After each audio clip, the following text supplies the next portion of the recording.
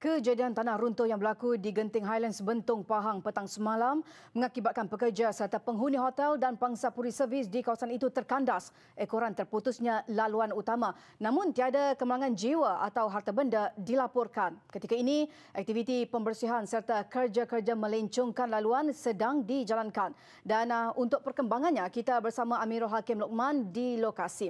Amirul, bagaimana dengan kerja-kerja pembersihan jalan yang sedang dijalankan? Dan adakah laluan alternatif sudah boleh dilalui, Amirul? Pada keadaan kejadian tanah runtuh di Jalan Ion The Elements, Genting Highlands, Bentong, Pahang dapat anda saksikan di belakang saya pada ketika ini adalah di mana lokasi tanah-tanah yang telah dialihkan untuk membuka satu laluan sementara ataupun lencongan sementara bagi kenderaan turun daripada jalan atas menuju ke bawah.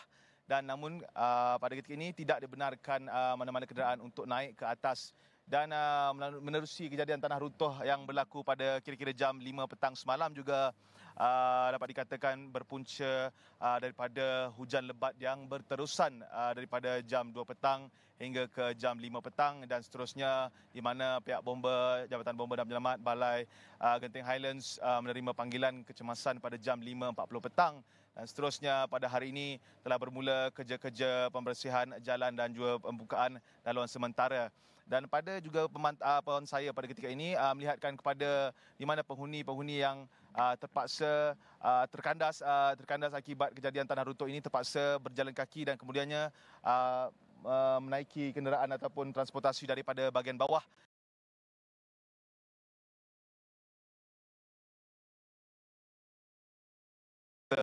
ataupun disyaki daripada dipercayai ada saliran air mata air yang mungkin penyebabnya ditambahkan lagi pula dengan hujan lebat.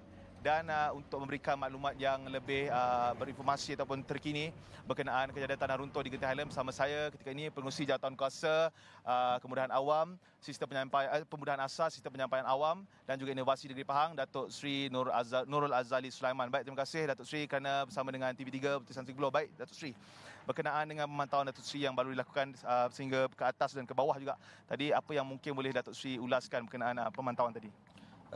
Sebelum itu saya ingin merekamkan ucapan tahniah dan penghargaan kepada semua pihak yang terbabit dalam menguruskan bencana ini buat masa ini, khususnya apabila kita dapat laporan pada pukul 5.40 semalam jawatan kuasa bencana yang dipengerusikan oleh pegawai daerah Bentong menggerakkan jentera di kalangan jabatan-jabatan dan agensi-agensi yang berkaitan. Jadi alhamdulillah sehingga sekarang ini kita dapat lihat keadaan terkawal. Jadi kita juga faham bahawa kita mengandaikan bahawa kejadian ini berpunca daripada hujan lebat yang berterusan dan sedikit kelemahan dari segi sistem pemparitan. Itu andaian kita buat masa ini. Walaupun kita sedang menunggu laporan penuh yang akan dikemukakan oleh jabatan-jabatan yang berkaitan, khususnya Jabatan Cerun, Forensik Cerun, JKR dan juga JMG. Jadi buat masa ini kita masih lagi dalam mod berjaga-jaga memandangkan keadaan cuaca yang tidak menentu ini. Kalau jika jangkaan berlaku pada hujan lebat pada sebelah petang, macam mana mungkin langkah yang kena dilaksanakan, Datuk?